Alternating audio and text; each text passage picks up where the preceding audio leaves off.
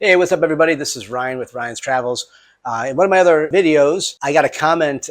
Someone wanted to see the tour of my new place. So I'm going to go ahead and show you around real quick. Let's do it.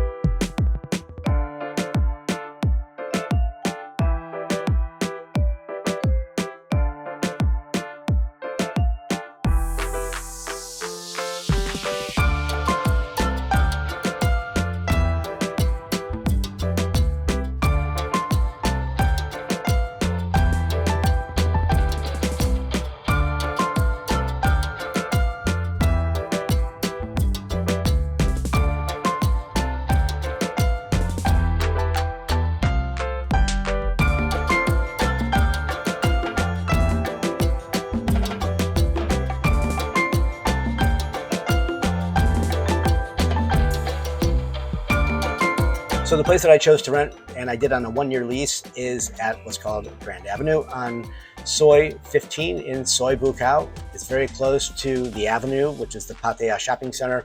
The front entrance is what you see right here. And here's a street scene that has the Avenue at the end right behind that 7-Eleven. It's very easy to walk everywhere. It's right near in between 2nd Road and again, Soi Bucao. So it's very convenient. When you walk into Grand Avenue, this is what you see. It's basically a big pool that goes in between everywhere, between all the buildings, which is really nice. It's not that loud, and they make sure that everyone keeps kind of quiet. And the people that are here are pretty much quiet people. There's no big partiers or anything, which is nice. Here is a list of the signs, obviously showing which building and where they're at. And the juristic is what they call it here, which is like the office manager. There's a spa and a sauna and a gym, and there's toilets throughout, just like it shows. But we'll get back to that in a minute. Now here's a list of the expenses that I've incurred since I'm being here. One thing about renting out here, it's kind of not good, is that most places require like 2 months security deposit, and the chance of getting it back are very slim. I'm hoping I'll get it back when it's done. We'll see what happens. But my rent is $33,000 a month. It does not include electricity, water, or internet, so I've listed those here. You can pause it and take a look. Obviously, February is very expensive because I had to pay basically 3 months. And so yeah, that's basically the expenses, and we'll move along. Now the amenities here, as far as the pool, is very nice. Here are some of the things that are not so great about it that you live and you learn and you see. First of all, I'm on the 1st floor and there's basically no privacy. So I've got to close my drapes because everyone that's going by the pool can see into my place, and that's not very convenient. It makes me feel claustrophobic. Next, there are plugs in the kitchen, but I think they could use a little more plugs. There's not that many in there to use for kitchen appliances and whatever else. Maybe a lot of people don't eat here, but I do. They don't allow dogs. They do have 2 keys that are needed to get in, one to the outside gate, and then use that same one to get into your building, and then you've got your own room key. I don't know why they just can't make one key for both and use different codes, but who knows. There are these little tiny bugs in the shower I'm still trying to get rid of. They're pretty harmless, but they're just annoying to look at. The weight room, as you can see here, it's not really good. It's really old. The stuff is in disrepair. So if you want a real workout, they say they have a weight room, but it's not really that great.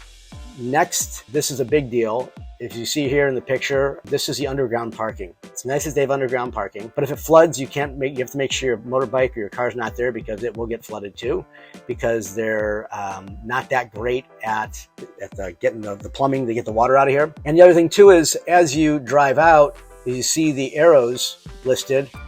You can't pull out of that middle, like building E and F right there. You have DC and then E and F. You can't pull out and go left. You have to go back. You have to go right and then go all the way through all the buildings and back around, come out where DNC is at over here, to get out of the development, which is a serious pain in the butt. Like, that's like worth not even moving in for, to be honest. There are 3 different AC units in the place, and I've paid to get all 3 of them repaired to make them work more efficiently.